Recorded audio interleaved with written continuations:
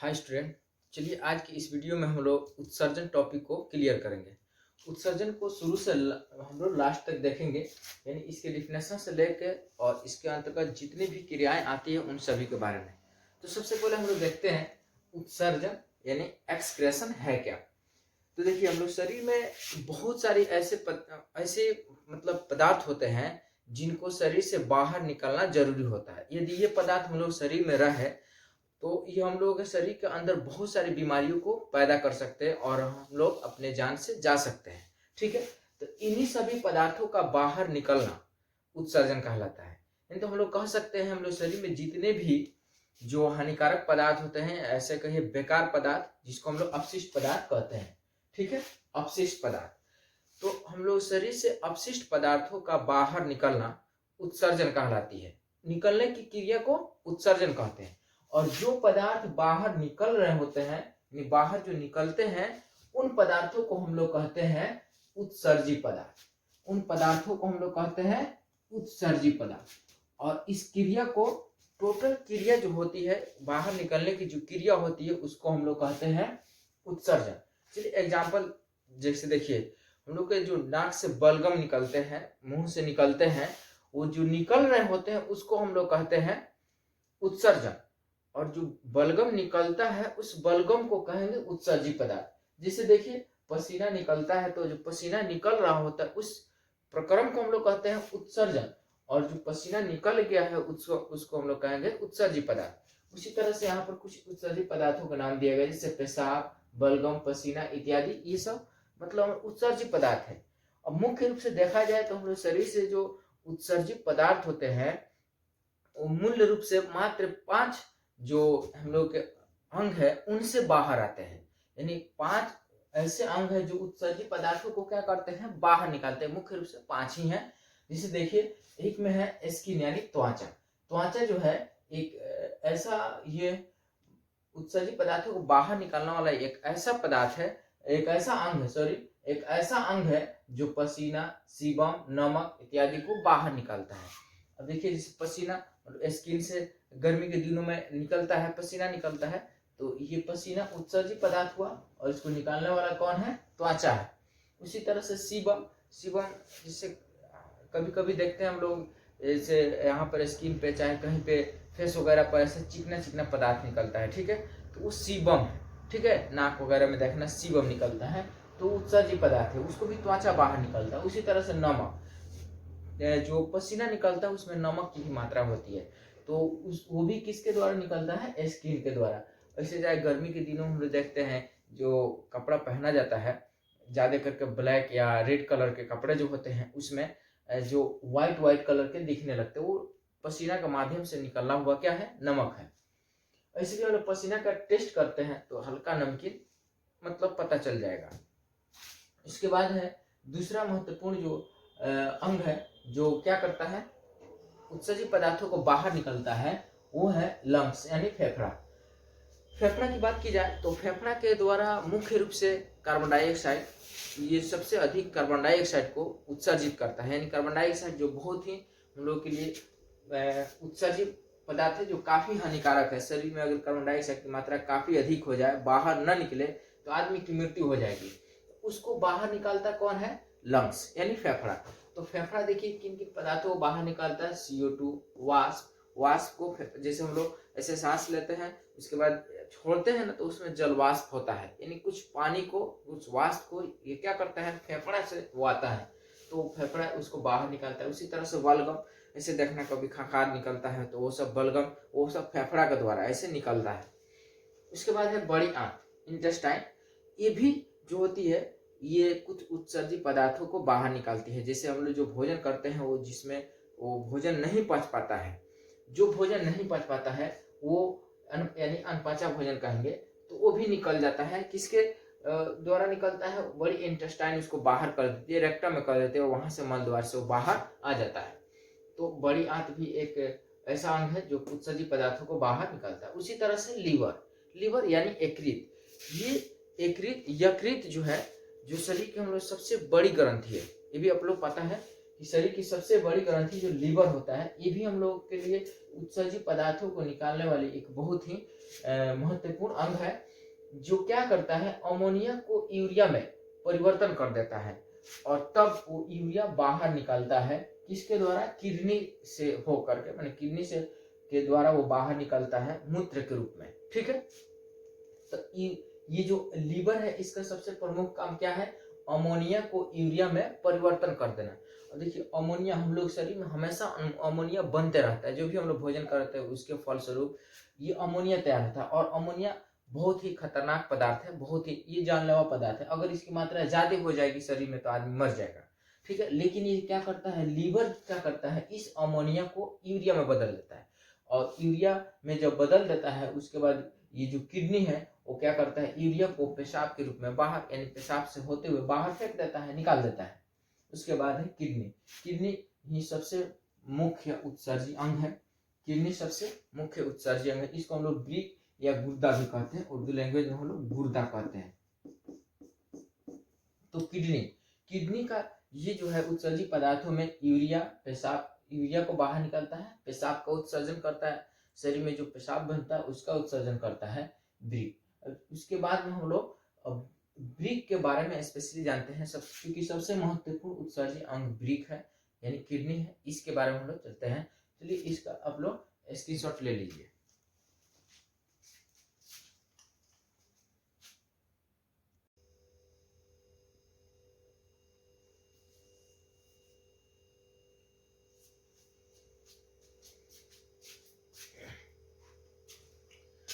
उसके बाद हम लोग किडनी के बारे में देखते हैं। किडनी का देखिए यहाँ पर एक फिगर दिया हुआ है। किडनी लगभग हम लोग इसी का आकार का दिखता है। ठीक है, यहाँ पे जो दिखाई दे रहा है ये किडनी का आकार है। ऐसे सेम के जो बीज होते हैं ना, उसी के आकार का हम लोग शरीर में जो किडनी है उसका आकार होता है, और इसकी संख्या 2 होती है। तो चलिए, सबसे पहले हम लोग यहाँ देखते हैं किडनी की जो संरचना है। यहाँ पे ये वाला हम लोग का किडनी है, जो एक बाएं साइड है और देख दाएं साइड, ये वाले 2 किडनी है। इसके बाद में ये जो किडनी है, इसके ऊपर जो होते हैं एड्रिनल ग्रंथि होती है, जिसको हम लोग अधिवृषण कहते हैं। ठीक है, इसके ये किडनी हो गया, इसकी संख्या 2 हो गई। और इससे, इस किडनी से जो इसमें जो रक्त क्षमता है, पेशाब क्षमता है, उससे 2 यहाँ पर वाहिनी जुड़ी होती है, नलियां जुड़ी हुई होती है। फर्स्ट इस किडनी से, दाएं और बाएं दोनों किडनी से वो जो नली जुड़ी हुई होती है, जो वाहिनी जुड़ी होती है, उसको हम लोग कहते हैं यूरेटर, यानी मूत्र वाहिनी। तो मूत्र वाहिनी जुड़ी हुई होती है, और इसी वाहिनी के द्वारा होकर जो मूत्र छन जाता है, पेशाब छन जाता है, जो अवशिष्ट पदार्थ होते हैं शरीर के, वो आ जाते हैं कहाँ पे? ब्लाडर में। ब्लाडर का मतलब मूत्राशय। मूत्राशय वह स्थान है जहां पर जो हम लोग शरीर का पेशाब होता है वो आकर इकट्ठा होता है। कहाँ पे? ब्लाडर में। और ये ब्लाडर जब धीरे धीरे आप लोग देखे होंगे, ऐसे खजूर वगैरह से जो ताड़ी चुलाया जाता है, वो देखना धीरे धीरे आकर के जो डब्बा लगाया जाता है उसमें आकर वो गिरता है। ठीक है, जिसको हम लोग लवनी कहते हैं अपने भाषा में। उसी तरह से आदमी के शरीर में अगर समझिए, जो किडनी है उससे जो मूत्र आता है छन छन कर, वो कहाँ पर अब लोग जमा होता है? ब्लाडर में। ये भी ब्लाडर जो है लवनी है। ठीक है, और ये जो भर जाता है, ब्लाडर जो भरता है मूत्राशय, तो धीरे धीरे अनुभव होता है कि अब पेशाब लग चुका है। उसके बाद में मूत्र विसर्जन किया जाता है। ठीक है, यदि इसको ज्यादा कंट्रोल करके रखेंगे तो पूरा थैली भर जाएगा और ब्लाडर ऐसे लगेगा बहुत ज्यादा, मतलब कष्ट होगा। ठीक है, उस स्थिति में किसी को यहाँ मार दिया जाएगा पेट में, तो देखिए पेट में क्या होता है? किडनी होता है इसके साइड में थोड़ा सा नीचे, और वहां मार दीजिएगा तो पेट पर जब प्रेशर पड़ेगा ना, तो वो आकर इसको दबाएगा, और जब इसको दबाएगा तो अपने से निकल जाएगा। ठीक है, तो देखिए किसी को कोई कहता है ऐसे मारेंगे, मुता देंगे मारकर, तो इसी के चलते होता है। मरता है, इस पर पेट पर जो प्रेशर देगा वो आकर इस पर प्रेशर देगा, और इसमें कंट्रोल से बाहर है, बस निकल जाएगा। ठीक है, इसके कारण भी होता है। तो मूत्राशय में पेशाब इकट्ठा रहता है, उसके बाद आवश्यकता अनुसार वो बाहर निकल जाता है। तो ये किडनी है। और चलिए, किडनी ये जो है यहाँ पर बाहर से किस तरह से दिखता है वो यहाँ पर दिखाया गया है। ये मूत्र मार्ग है, इसके द्वारा पेशाब बाहर आता है। इस किडनी के जो देखा जाए मेन पार्ट है, यहाँ पर दिखाया गया है आंतरिक और बाहरी दोनों भागों को। तो इस तरह का लगभग किडनी का साइज होता है और आकार होता है। ठीक है, ये देखिए इसमें दो बाहर वाला भाग है, अंदर वाला भाग है, यानी ये मोटी चमड़ी का एक लेयर होती है। ठीक है ना, जो चमड़ी एक उसके अलावा में भी एक बहुत सी पतली झिल्ली होती है, इस पे बहुत ही पतली झिल्ली, जिस झिल्ली को हम लोग कहते हैं पेरिटोनियम झिल्ली। क्या कहते हैं? पेरिटोनियम झिल्ली। तो ये झिल्ली से ढकी हुई है। चलिए, तो इसका जो बाहरी भाग होता है किडनी का, उसको हम लोग कार्टेक्स कहते हैं, और जो बीच वाला भाग होता है, अंदर का भाग होता है मिडिल में, उसको हम लोग कहते हैं मेडुला। ठीक है, अंदर के भाग को मेडुला और बाहर के भाग को कार्टेक्स कहते हैं। और यहाँ पर जो प्रवेश द्वार होता है, ठीक है, जहाँ पे जो आते हैं पेशाब, इसके द्वारा जल का जो छानना होता है, उसको हम लोग कहते हैं रेनल हाइलम। और इसी रेनल हाइलम पर अमोनिया सबसे ज्यादा इकट्ठा होता है। ठीक है, इस रेनल हाइलम पर सबसे ज्यादा अमोनिया इकट्ठा होता है। तो ये किडनी की हम लोग की संरचना है। किडनी का संरचना कहेगा तो हम लोग इसको बना सकते हैं और लिख सकते हैं, इसके बारे में जो भी मैं बताया हूँ। उसके बाद में हम लोग आते हैं यहाँ पे किडनी के जो कुछ किडनी के बारे में कुछ खास चीजें यहाँ पर दी गई है। अब देखिए, किडनी को हम लोग मुख्य उत्सर्जी अंग मानते हैं, यानी हम लोग शरीर में सबसे जो मेन उत्सर्जी अंग है वो कौन है? किडनी है। उसके बाद ये रक्त को छानता है, यानी रक्त में जो कण होते हैं, ठीक है, उनको ये छान करके अलग करता है। लेकिन शुद्ध कहाँ होता है रक्त? फेफड़ा में। शुद्ध रक्त किसको कहते हैं? जब हम लोग के रक्त में ऑक्सीजन की मात्रा मिल जाती है, ऑक्सीजन आकर इसमें मिल जाता है, तो उसको हम लोग शुद्ध रक्त कहते हैं। ठीक है, तो शुद्ध कहाँ होता है? फेफड़ा द्वारा। फेफड़ा ही ऑक्सीजन को क्या करता है? रक्त में भरता है, तो वहां पर शुद्ध होता है। तो रक्त को ये शुद्ध नहीं करता है, किडनी जो है रक्त को शुद्ध नहीं करता है, ये बस उसमें छान कर जो कण होते हैं उसको अलग कर देता है। उसके बाद में यहाँ ये पेशाब का निर्माण करता है, किडनी के द्वारा ही पेशाब का निर्माण होता है। अगर ये किडनी जो है, एक किडनी और एक किडनी का वही काम है जो दो किडनी मिलकर करते हैं। अगर एक किडनी खराब हो जाता है तो अब दूसरा जो किडनी है वो अपना रेगुलर काम करते रहेगा, कोई प्रभाव नहीं पड़ेगा। हाँ, इस पर जो है इसका लोड थोड़ा सा बढ़ जाएगा, और लेकिन जब दोनों खराब हो जाएगा तो शरीर में हम लोग के काफी अधिक उत्सर्जी पदार्थ बढ़ जाएंगे, अमोनिया की मात्रा काफी बढ़ जाएगी और यूरिया की मात्रा काफी बढ़ जाएगी, जिसके कारण क्या होगा? आदमी का डेथ हो जाएगा। चलिए, यहाँ ये पेशाब का निर्माण करता है। उसके बाद हम लोग शरीर में जो पीएच मान होता है उसको कंट्रोल करता है, यानी शरीर के जो पीएच वैल्यू होता है, पीएच वैल्यू का मतलब आप लोग जानते हैं एसिड और बेस दोनों को पीएच वैल्यू में मापते हैं। ठीक है, तो ये एसिड और बेस को कंट्रोल करता है, यानी ना ज्यादा बढ़ने देता है एसिड को, ना ज्यादा घटने देता है। तो ये एसिड और बेस दोनों को कंट्रोल करता है। उसके बाद में जहर को ये नियंत्रित करता है, यानी निष्क्रिय बना देता है। ठीक है, जहर को क्या करता है? निष्क्रिय बना देता है। इससे बेहतर होगा आप निष्क्रिय याद रखिए, इसको निष्क्रिय कर देता है। यानी कुछ पॉइजन जो होते हैं उनको ये उसके पॉइजनस चीजों को क्या करता है? समाप्त कर देता है। कौन? किडनी। उसके बाद इसकी संख्या देखी जाए तो छोटी जो चीज है, दो संख्या होती है। ये आकार सेम के बीच का आकार के होता है। भार इसका देखा जाए तो लगभग 150 ग्राम होता है। ठीक, और जैसे मान लीजिए आदमी जिस तरह से शरीर होगा उसके हिसाब से उसका वेट भी होता है।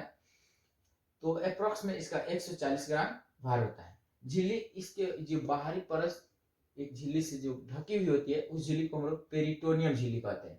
बाहरी जो भाग होता है ये कार्टेक्स होता है, अंदर का भाग को मेडुला कहते हैं। प्रवेश द्वार जो होता है इसको रेनल हाइलम कहते हैं। और इसकी सबसे जो छोटी इकाई है, यानी इसकी हम सबसे छोटी इकाई, यानी किस चीज से ये बना हुआ है, कोई भी चीज जिस चीज से बना होता है उसको हम लोग इसकी यूनिट यानी इकाई कहते हैं। जैसे हम लोग का जो बॉडी है इसकी यूनिट क्या है? सेल है। ठीक है, उसी तरह से इसकी यूनिट कौन है? तो नेफ्रॉन है, जिसको हम लोग वृक्काणु के नाम से जानते हैं। यानी नेफ्रॉन जो है वृक्क की सबसे छोटी इकाई है। तो नेफ्रॉन का हम लोग डिफिनेशन कह सकते हैं, वृक्क यानी किडनी की संरचनात्मक और क्रियात्मक इकाई को नेफ्रॉन कहते हैं।